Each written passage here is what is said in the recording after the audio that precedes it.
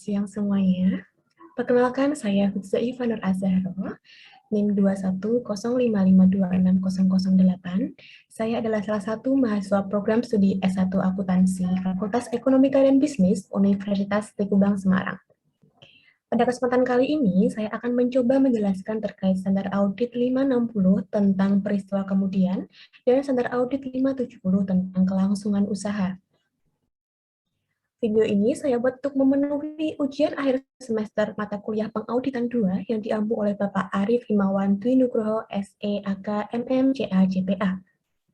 Sebelum masuk ke materi, di sini izinkan saya untuk menjelaskan secara singkat tentang Fakultas Ekonomika dan Bisnis Universitas Teguh Bang Semarang. Nah, seperti yang kita tahu bahwa di Universitas Teguh Bang Semarang itu memiliki 4 fakultas. Yang pertama yaitu Fakultas Ekonomika dan Bisnis, yang kedua Fakultas Teknologi Informasi dan Industri, yang ketiga Fakultas Hukum, dan yang terakhir Vokasi. Nah, untuk Fakultas Ekonomika dan Bisnis sendiri memiliki 4 program studi. Yang pertama, program studi S1 Manajemen, program studi S2 Manajemen, program studi S1 Akuntansi, dan yang terakhir Pendidikan Profesi Akuntansi. Visi yang dimiliki oleh Fakultas Ekonomika dan Bisnis yaitu menjadi fakultas terpercaya dan terpilih di bidang ekonomi dan bisnis yang memiliki keunggulan kompetitif berkelanjutan berbasis pada keuangan perbankan, berjiwa kewirausahaan, menguasai teknologi informasi dan komunikasi, serta berdaya saing nasional. Sedangkan misi dari Fakultas Ekonomika dan Bisnis antara lain, yang pertama, mengembangkan organisasi fakultas yang transparan dan akuntabel, berbasis teknologi informasi dan komunikasi untuk mendukung good university governance. Yang kedua, menyelenggarakan pendidikan yang berbasis keuangan perbankan, berorientasi pada perkembangan dunia usaha dan industri untuk mendukung lulusan yang mempunyai daya saing global, berjiwa kewirausahaan, dan menguasai teknologi informasi dan komunikasi. Yang ketiga, menciptakan suasana akademik yang ramah dan bersahabat guna menghasilkan lulusan yang berbudi pekerti luhur, mau dan mampu bekerja sama, berjiwa kewirausahaan, rajin dan ulet, inovatif dan mampu bersaing secara lokal, regional, ataupun nasional. Misi yang keempat yaitu melaksanakan dan meningkatkan penelitian bidang ekonomi, sumber daya manusia, pemasaran, keuangan, dan perbankan yang inovatif, serta bernilai ekonomis yang berkelanjutan. Selanjutnya, misi yang kelima yaitu melaksanakan dan meningkatkan pengabdian kepada masyarakat sesuai dengan perkembangan ilmu pengetahuan dan kebutuhan masyarakat. Misi yang keenam yaitu menyelenggarakan pelatihan dan konsultasi sesuai dengan kompetensi fakultas dan kebutuhan masyarakat. Selanjutnya, membangun kompetensi profesional para dosen dan menyelenggarakan uji kompetensi secara kontinu untuk memperoleh sertifikasi dari lembaga-lembaga sertifikasi. 8, yaitu menjalin kerjasama serta berkelanjutan dengan lembaga pendidikan, lembaga penelitian, pemerintah, dunia usaha dan industri, serta institusi lain, serta masyarakat di lingkungan lokal, regional, dan nasional. Misi yang ke-9 yaitu menjalin hubungan dengan lembaga pendidikan luar negeri untuk ilmu-ilmu ekonomi dan bisnis, seperti ilmu manajemen, akuntansi, dan perbankan. 10, yaitu menjalin kerjasama secara berkelanjutan dengan lembaga pendidikan, lembaga penelitian, pemerintah, dunia usaha, dan institusi serta institusi lain dan masyarakat tingkat regional dan nasional. Misi yang terakhir yaitu menjalin hubungan dengan lembaga pendidikan luar negeri untuk ilmu-ilmu ekonomi dan bisnis seperti ilmu manajemen, akuntansi, dan perbankan. Nah, sebagai IIT khususnya Fakultas Ekonomika dan Bisnis menggunakan media e-learning, yaitu media pembelajaran jarak jauh yang memanfaatkan teknologi komputer dan internet yang digunakan untuk memudahkan mahasiswa dan dosen dalam proses belajar mengajar sehingga sangat memfasilitasi mahasiswa dalam kegiatan belajar mengajar di kondisi seperti ini, yaitu kondisi pandemi. Nah, sekian merupakan perkenalan singkat dari Fakultas Ekonomika dan Bisnis Universitas Teguh Bang. Selanjutnya, saya akan masuk ke materi yang pertama, yaitu tentang standar audit 560 peristiwa kemudian. Standar audit 560 peristiwa kemudian. Nah, dari ruang lingkup dari standar audit ini itu berhubungan dengan tanggung jawab auditor berkaitan dengan peristiwa kemudian dalam suatu audit atas laporan keuangan. Peristiwa kemudian. Apa sih peristiwa kemudian itu? Peristiwa kemudian yaitu peristiwa yang terjadi di antara tanggal laporan keuangan dan tanggal laporan auditor, serta fakta yang diketahui auditor setelah tanggal laporan auditor. Nah, untuk audit peristiwa kemudian ini sangat berhubungan dengan PSAK 8 tentang peristiwa laporan. Kemudian auditor juga harus mempertimbangkan dari PSAK 8. Dua jenis peristiwa dalam laporan keuangan. Jadi, di sini laporan keuangan mungkin dipengaruhi oleh peristiwa tertentu yang terjadi setelah tanggal laporan keuangan. Banyak kerangka laporan keuangan secara khusus itu merujuk pada peristiwa tertentu. Nah, dua jenis peristiwa dalam kerangka laporan keuangan itu yang pertama, peristiwa yang menyediakan bukti tentang kondisi yang ada pada tanggal laporan keuangan. Nah, di sini diperlukan adanya penyesuaian. Dan yang kedua yaitu peristiwa yang menyediakan bukti tentang kondisi yang ada setelah tanggal laporan keuangan. Dan di sini yang dibutuhkan adalah pengungkapan. Di standar audit 700 menjelaskan bahwa tanggal laporan auditor menginformasikan kepada pembaca bahwa auditor telah mempertimbangkan pengaruh atas peristiwa dan transaksi yang diketahui oleh auditor dan yang terjadi sampai pada tanggal tersebut. Tanggal efektif dari SA560 ini berlaku mulai 1 Januari 2013 untuk emiten dan 1 Januari 2014 untuk entitas lain emiten. Namun, di sini penerapan dini juga dianjurkan untuk entitas lain emiten. Jadi bisa dilakukan sebelum dari tanggal 1 Januari 2014. Tujuan auditor. Tujuan auditor pada standar audit 560 ada dua. Pertama, memperoleh bukti yang cukup dan tepat apakah peristiwa yang terjadi antara tanggal laporan keuangan dan laporan auditor yang mengharuskan dilakukannya penyesuaian atau pengungkapan dalam laporan keuangan secara tepat telah digambarkan dalam laporan keuangan tersebut sesuai dengan kerangka laporan keuangan yang berlaku. Tujuan yang kedua yaitu merespon atas fakta yang diketahui setelah tanggal laporan auditor, apakah ada kemungkinan yang menyebabkan auditor itu mengubah laporan auditnya. Nah, berikutlah definisi-definisi yang perlu diketahui pada standar audit 560. Yang pertama yaitu tanggal laporan keuangan, yaitu tanggal akhir dari periode terakhir yang dicakup pada laporan keuangan. Yang kedua yaitu tanggal pengesahan laporan keuangan. Tanggal pengesahan laporan keuangan itu yaitu tanggal yang lebih awal yang pada saat itu pihak yang berwenang menentukan bahwa seluruh pernyataan yang membentuk laporan keuangan, termasuk dalamnya catatan yang terkait, telah disusun dan pihak yang berwenang telah menyatakan bahwa mereka bertanggung jawab atas laporan keuangan tersebut. Yang ketiga yaitu tanggal laporan auditor. Tanggal laporan auditor yaitu tanggal yang dicantumkan auditor dalam laporannya atas laporan keuangan berdasarkan standar audit 700. Nah, di sini tanggal laporan auditor itu tidak dapat lebih awal dari tanggal pengesahan atas laporan keuangan. Yang keempat, yaitu tanggal diterbitkannya laporan keuangan. Tanggal penerbitan laporan keuangan ini pada umumnya bergantung pada peraturan perundang-undangan yang berlaku dalam lingkungan dan peraturan yang berlaku di lingkungan yang menjadi tempat entitas berusaha. Namun di sini disepakati bahwa tanggal diterbitkannya laporan keuangan yaitu tanggal tersedianya laporan auditor dan laporan keuangan auditan bagi pihak ketiga. Oke, yang pertama, ketentuan peristiwa yang terjadi antara tanggal laporan keuangan dan tanggal laporan auditor. Di sini, auditor harus melaksanakan prosedur audit yang dirancang untuk memperoleh bukti audit yang cukup dan tepat bahwa seluruh peristiwa yang terjadi antara tanggal laporan keuangan dan tanggal laporan auditor yang mengharuskan penyesuaian ataupun pengungkapan dalam laporan keuangan dan menentukan apakah setiap peristiwa tersebut telah digambarkan dalam laporan keuangan secara tepat dan sesuai dengan kerangka pelaporan keuangan yang berlaku.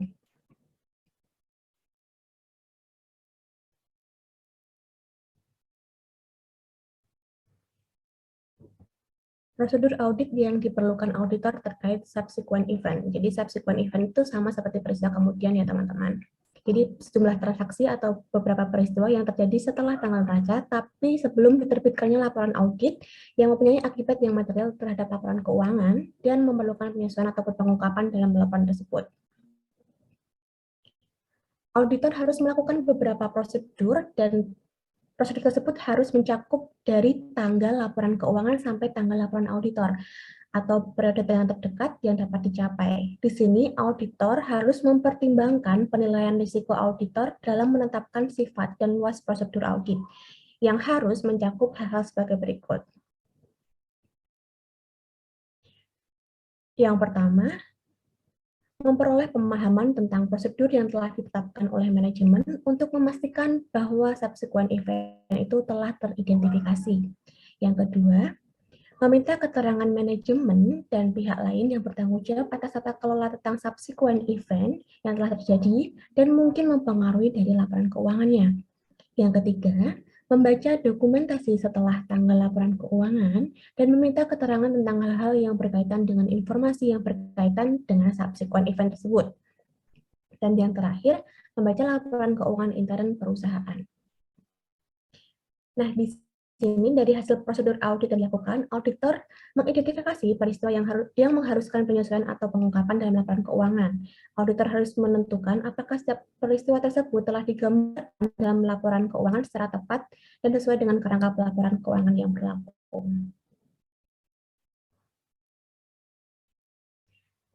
Sebagai tambahan terhadap prosedur audit yang disyaratkan sebelumnya, auditor dapat mempertimbangkan tambahan prosedur audit yang diperlukan terkait subsequent event, antara lain, pertama membaca budget perusahaan terakhir yang tersedia, perakiraan arus kas, dan laporan manajemen lain yang terkait untuk periode setelah laporan keuangan.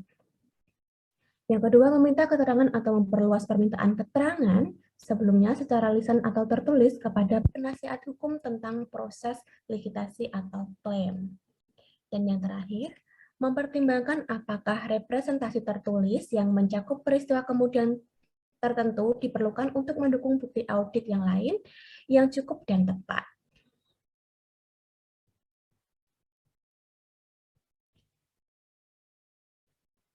Dalam meminta keterangan dari manajemen, dan jika relevan pihak yang bertanggung jawab atas tata kelola tentang apakah ada peristiwa kemudian yang telah terjadi dan mungkin mempengaruhi laporan keuangan, auditor dapat meminta keterangan tentang status terkini unsur-unsur yang dipertanggungjawabkan atas basis data awal dan tidak bersifat konklusif dan meminta keterangan khusus tentang hal-hal sebagai berikut. Yang pertama, apakah ada peristiwa yang telah terjadi yang relevan untuk pengukuran estimasi atau provisi yang dibuat dalam laporan keuangan.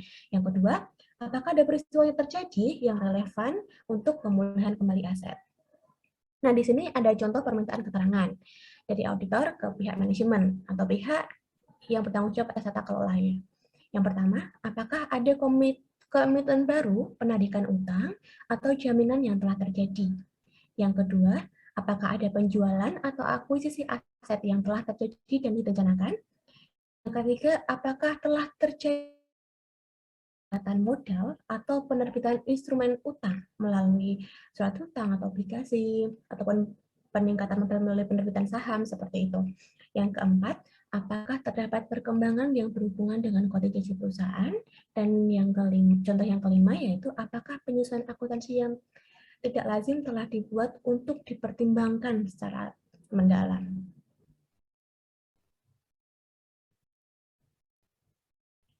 Representasi tertulis.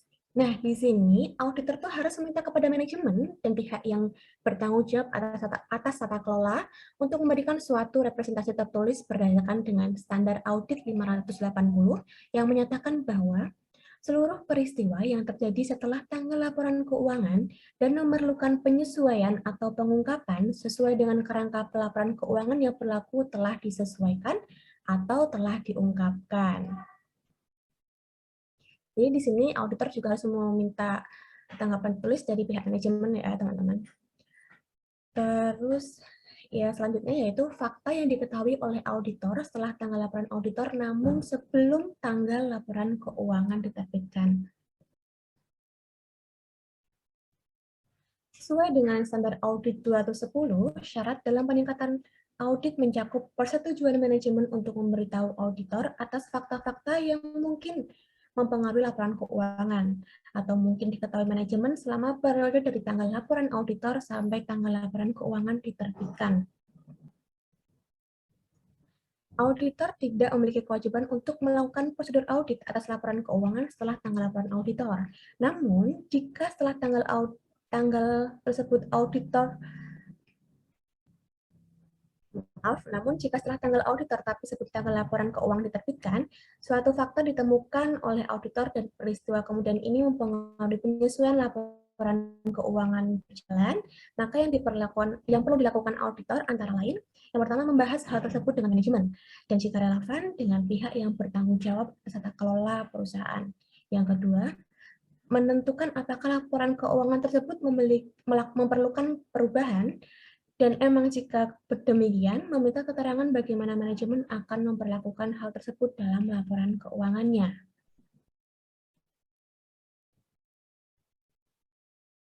Di sini, jika manajemen mengubah laporan keuangan, maka auditor harus yang pertama, melaksanakan prosedur audit yang diperlukan dalam kondisi atas perubahan tersebut.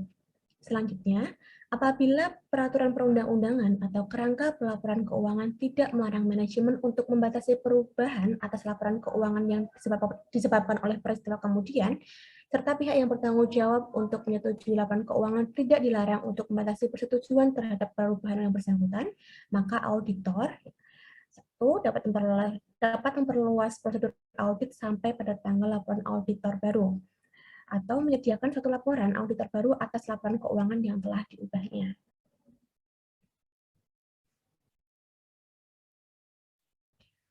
Bila peraturan perundang-undangan atau kerangka pelaporan keuangan tidak melarang manajemen untuk membatasi perubahan atas laporan keuangan yang disebabkan oleh peristiwa kemudian, serta pihak yang bertanggung jawab untuk menyetujui laporan keuangan tidak dilarang untuk membatasi persetujuannya terhadap perubahan yang bersangkutan, maka auditor diizinkan untuk membatasi prosedur audit atas peristiwa kemudian yang disyaratkan yang berkaitan dengan perubahan tersebut. Di sini, auditor dapat mengubah laporan auditor dengan memasukkan satu tanggal tambahan yang dibatasi dengan perubahan tersebut. Hal ini menunjukkan bahwa prosedur audit untuk peristiwa kemudian hanya dibatasi pada perubahan atas laporan keuangan yang digambarkan dalam catatan atas laporan keuangan yang relevan. Atau menyajikan suatu laporan auditor baru atau laporan auditor yang diubah yang meliputi suatu pernyataan dalam satu paragraf penekanan maupun paragraf lain bahwa prosedur audit peristiwa kemudian hanya terbatas pada perubahan laporan keuangan seperti yang dijelaskan dalam CALK yang relevan.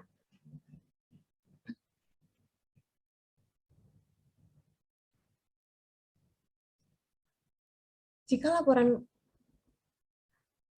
dalam beberapa yurisdiksi, manajemen mungkin tidak disyaratkan oleh peraturan perundang-undangan atau kerangka pelaporan keuangan untuk menerbitkan laporan keuangan yang diubah.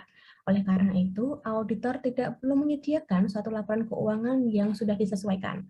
Namun, jika manajemen tidak mengubah laporan keuangan dalam kondisi yang auditor yakin bahwa laporan tersebut perlu diubah, maka yang pertama, jika auditor belum menyerahkan jika laporan auditor belum diserahkan ke entitas, auditor harus mengubah opennya seperti yang disyaratkan pada standar audit 705 dan kemudian menyerahkan laporan auditor tersebut. Yang kedua, jika laporan auditor telah diserahkan pada entitas,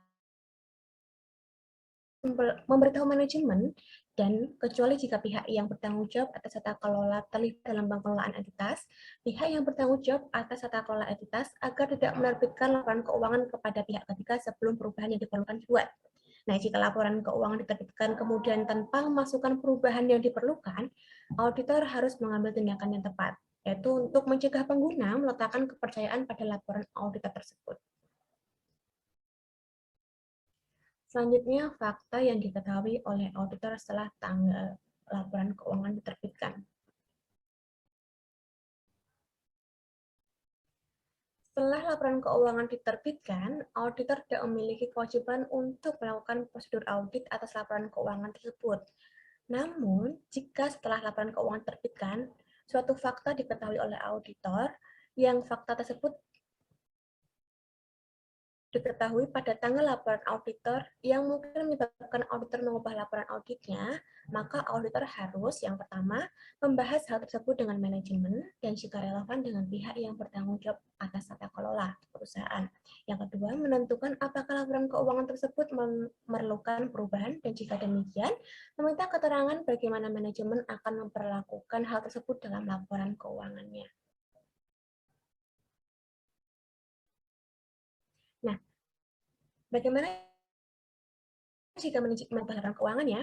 Jika manajemen mengubah laporan keuangan, maka hal yang perlu dilakukan oleh auditor antara lain yang pertama, melaksanakan prosedur audit yang diperlukan dalam kondisi atas perubahan tersebut. Yang kedua, menelaah tahap-tahap yang diperlukan oleh manajemen untuk memastikan bahwa setiap pihak yang telah menerima laporan keuangan dan laporan auditor diberi informasi terkait dengan situasi tersebut. Yang ketiga, memperluas prosedur audit yang disebutkan sampai tanggal laporan audit baru. Yang terakhir yaitu menyerahkan laporan auditor baru atas laporan keuangan yang telah diubahnya. Nah, di sini auditor harus memasukkan dalam laporan auditor baru atau yang telah dirubah suatu paragraf penekanan atas suatu hal atau paragraf-paragraf lain dengan berpedoman pada suatu CLK yang lebih intensif, membahas alasan perubahan atas laporan keuangannya.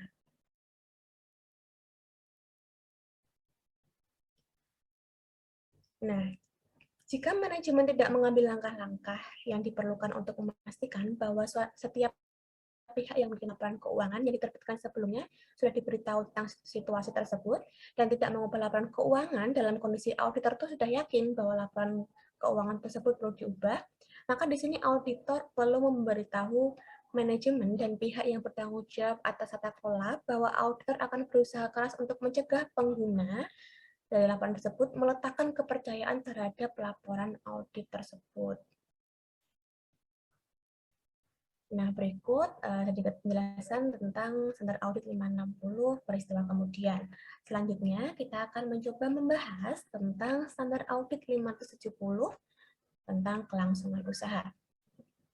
Nah, ruang lingkup dari standar audit 570 ini mengatur tentang tanggung jawab auditor dalam audit atas laporan keuangan yang berkaitan dengan penggunaan asumsi kelangsungan usaha oleh manajemen dalam penyusunan laporan keuangan.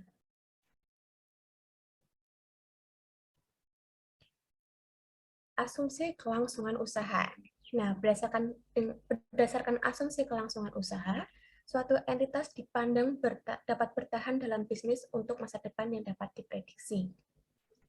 Ketika penggunaan asumsi kelangsungan usaha tidak tepat, aset dan liabilitas dicatat atas dasar entitas akan mampu untuk merealisasikan asetnya dan melunasi liabilitasnya dalam kegiatan normal bisnisnya.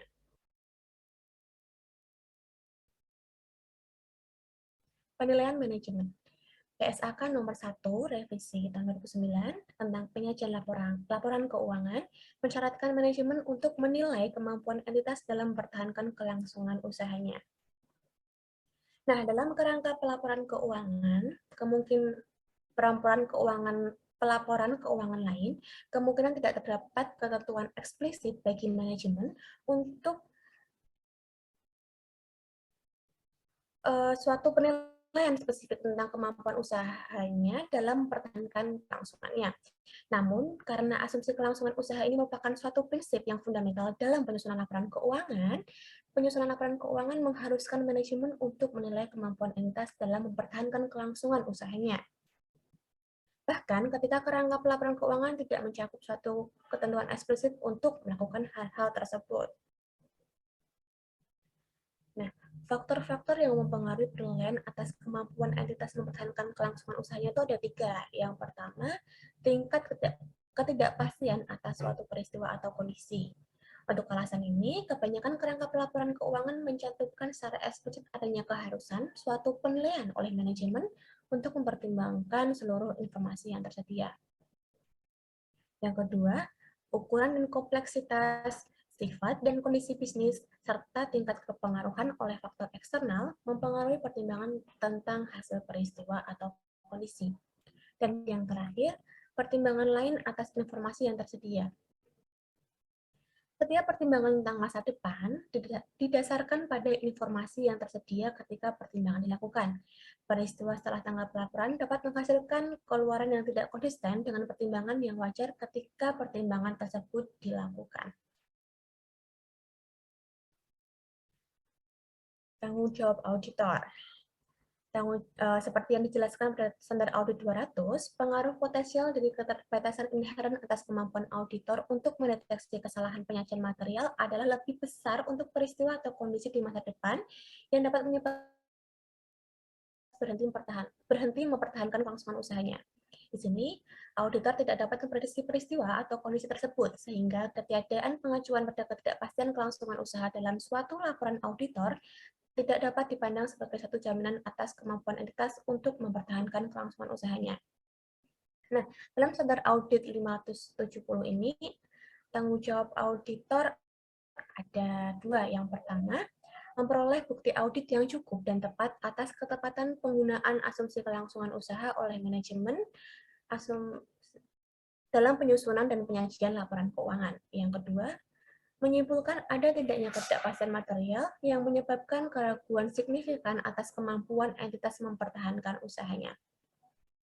Nah, tanggung jawab ini tuh tetap ada bahkan ketika kerangka pelaporan keuangan tidak mencantumkan secara eksplisit adanya keharusan bagi manajemen untuk membuat suatu penilaian spesifik atas kemampuan entitas dalam mempertahankan kelangsungan usahanya. Untuk tanggal efektif standar audit 570 ini sama dengan standar audit 560. Jadi, berlaku efektif mulai 1 Januari 2013 untuk emiten dan 1 Januari 2014 untuk entitas selain emiten. Namun di sini juga disarankan untuk penerapan lebih dini untuk entitas selain emiten.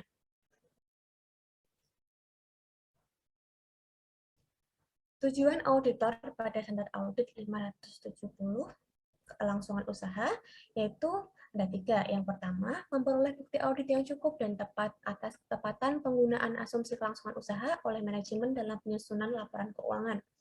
Yang kedua, menyimpulkan ada tidaknya ketidakpastian material yang menyebabkan keraguan signifikan atas kemampuan entitas mempertahankan usahanya. Dan yang terakhir, yaitu untuk menentukan dampak terhadap laporan auditor.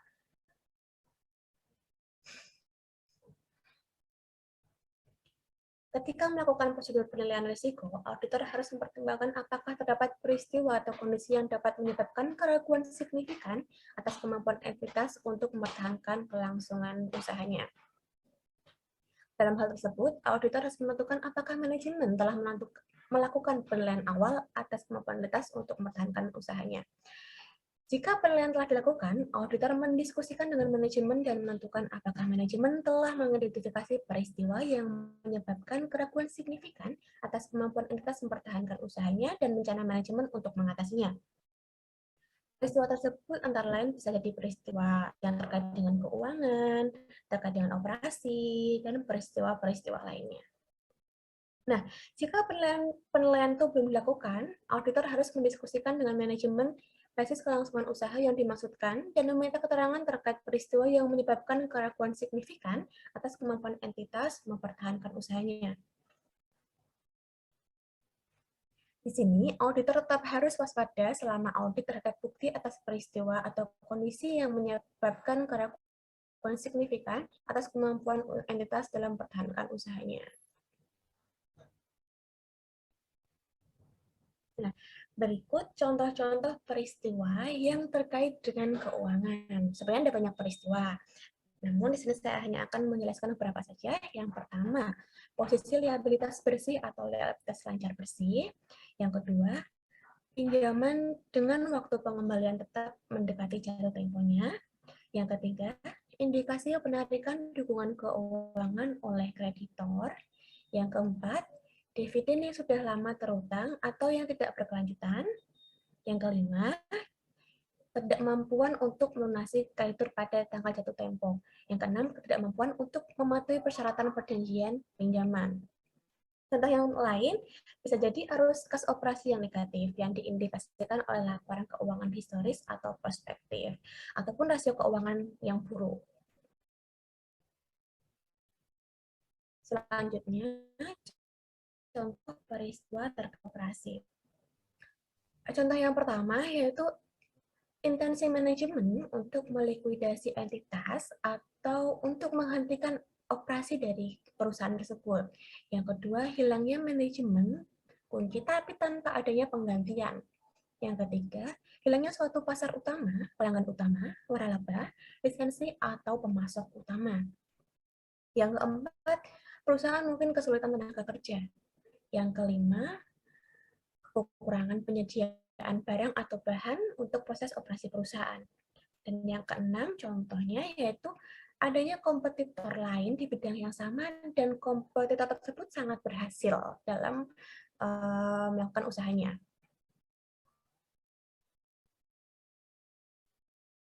Nah, contoh peristiwa-peristiwa lainnya. Yang pertama, adanya ketidakpatuhan terhadap ketentuan permodalan atau ketentuan lainnya. Yang kedua, perkara hukum yang dihadapi oleh entitas. Yang ketiga, perubahan dalam peraturan perundang-undangan atau kebijakan pemerintah. Dan yang keempat, kerusakan aset yang disebabkan oleh bencana alam, mungkin dari banjir ataupun kebakaran. Nah, di sini signifikasi peristiwa atau kondisi tersebut seringkali dapat dimitigasi dengan faktor-faktor lain. Contohnya seperti ini. Jika perusahaan kehilangan pemasok utamanya, itu dapat dimitigasi dengan ketersediaan sumber pasokan alternatif yang sesuai. Jadi langsung saja digantikan dengan yang baru. Nah, penilaian risiko ini dapat membantu auditor untuk menentukan apakah penggunaan asumsi kelangsungan usaha manajemen yang merupakan isu penting dan dampaknya terhadap perencanaan audit yang akan dilakukan.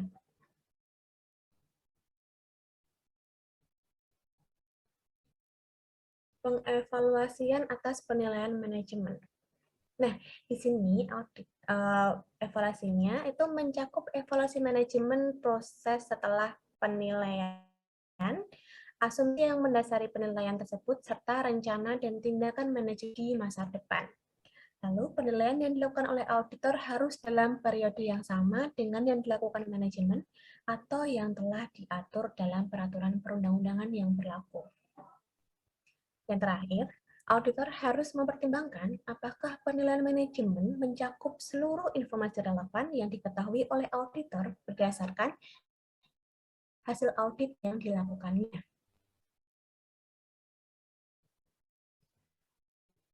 Pertimbangan spesifik bagi entitas yang lebih kecil. Ukuran suatu entitas dapat mempengaruhi kemampuannya untuk melewati kondisi yang tidak terduga, yang buruk. Entitas kecil mungkin dapat merespon dengan cepat terhadap pemanfaatan peluang, namun tidak memiliki sumber daya yang cukup untuk mempertahankan operasinya. Dalam beberapa kasus, manajemen entitas yang lebih kecil belum tentu menyiapkan suatu penilaian detail atas kemampuan entitas untuk mempertahankan kelangsungan usahanya. Tetapi sebagai penggantinya, kemungkinan manajemen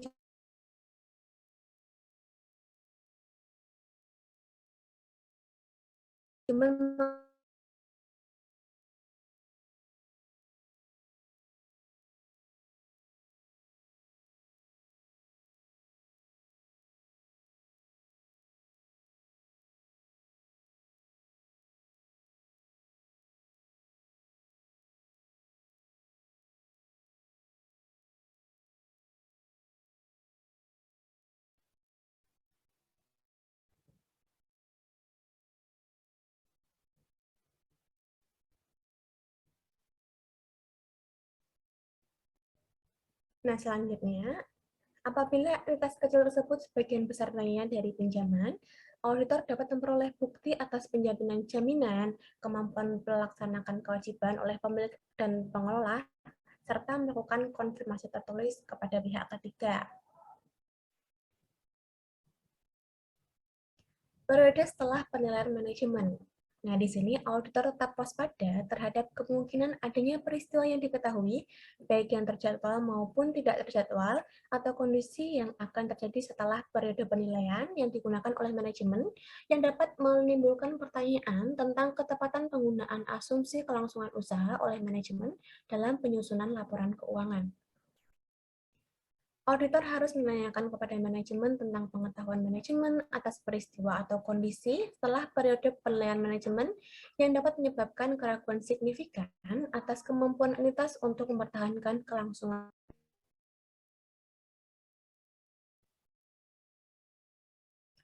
Ketika peristiwa atau kondisi telah diidentifikasi yang dapat menyebabkan keraguan signifikan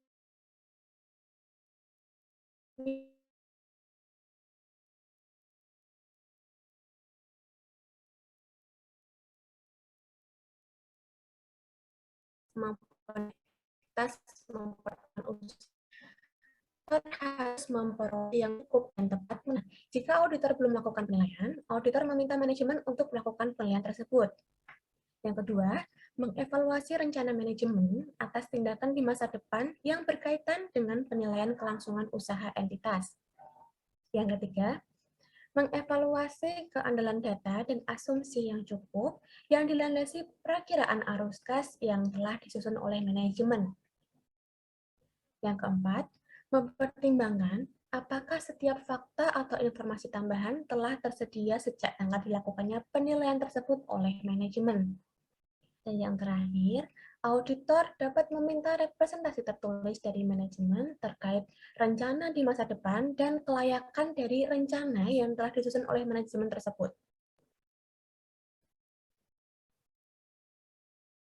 Nah, contoh dari prosedur audit tambahan itu ada beberapa. Di sini akan mencontohkan beberapa saja. Yang pertama, contohnya menganalisis dan membahas arus kas, laba, dan perakiraan relevan lainnya dengan manajemen. Yang kedua, auditor dapat menganalisis dan membahas laporan keuangan interim terakhir entitas yang telah tersedia. Yang ketiga, auditor dapat membaca persyaratan perjanjian pinjaman dan menentukan apakah terdapat pelanggaran persyaratan tersebut. Yang keempat, auditor membaca risalah rapat pemegang saham, pihak yang bertanggung jawab atas tata kelola, dan komite-komite yang relevan untuk mengetahui adanya kesulitan pendanaannya. Yang kelima, auditor mengevaluasi rencana entitas untuk menghadapi pesanan pelanggan yang mungkin tidak dapat dipenuhi oleh perusahaan. Yang keenam, auditor mengkonfirmasi eksistensi, persyaratan, dan kecukupan fasilitas pinjamannya. Contoh yang terakhir, memperoleh kecukupan bukti pendukung atas penghapusan aset yang telah direncanakan oleh pihak entitas.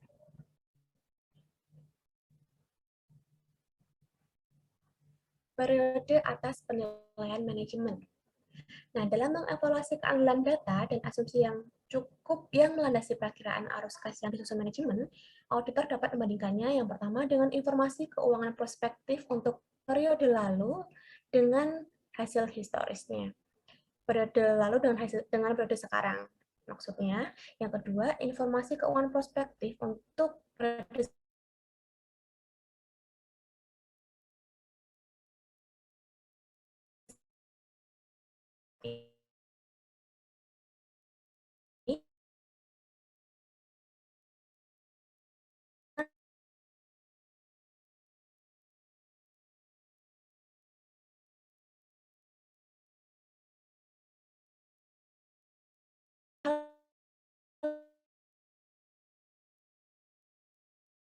kondisinya. Jika auditor menyimpulkan bahwa penggunaan asumsi kelangsungan usaha sudah tepat sesuai dengan kondisinya, tetapi masih terdapat suatu ketidakpastian material, maka auditor harus menentukan apakah laporan keuangan tersebut yang pertama, menjelaskan secara memadai tentang peristiwa atau kondisi utama yang dapat menyebabkan keraguan signifikan atas kemampuan entitas menjalankan usahanya dan rencana yang akan dilakukan oleh manajemen. Yang kedua, mengungkapkan secara jelas bahwa terdapat ketidakpastian material yang terkait dengan peristiwa atau kondisi yang menyebabkan keraguan entitas atas keberlangsungan usahanya. Nah, di sini penentuan kecukupan pengungkapan laporan keuangan dapat melibatkan penentuan apakah informasi secara eksplisit membawa perhatian pembaca laporan keuangan pada kemungkinan bahwa entitas tidak dapat merealisasikan asetnya dan melunasi hutangnya dalam bisnis atau keadaan yang normal.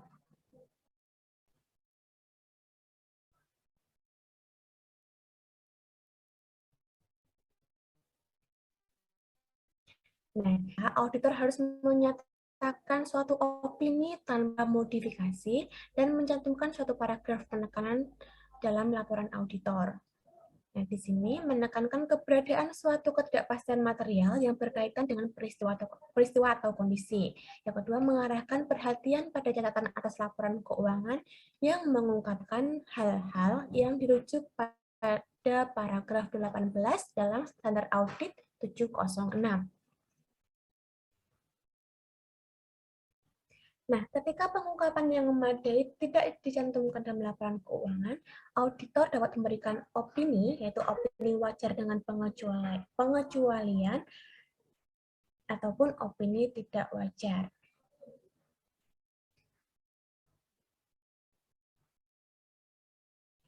Kalau penggunaan asumsi kelangsungan usaha yang tidak tepat, auditor harus menyatakan opini tidak wajar tanpa memperhatikan apakah laporan keuangan mencantumkan atau tidak mencantumkan pengungkapan tentang ketidaktepatan penggunaan asumsi kelangsungan usaha oleh manajemen.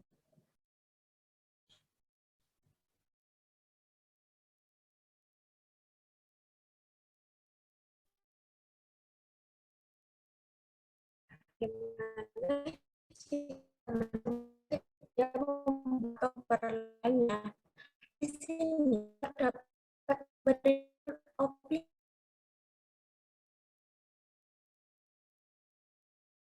Pertama, opini wajar tanpa kecuali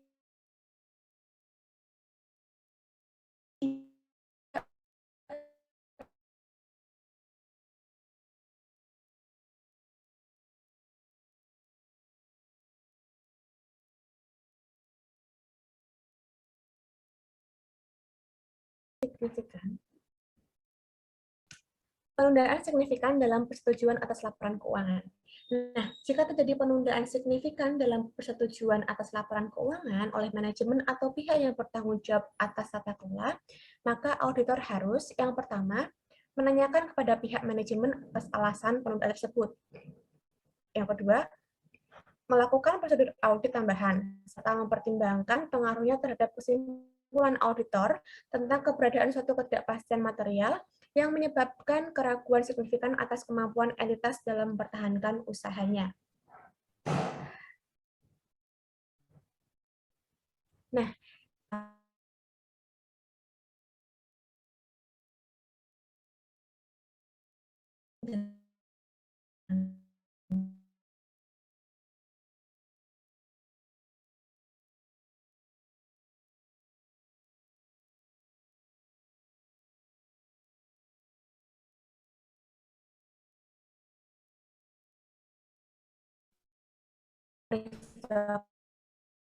kemudian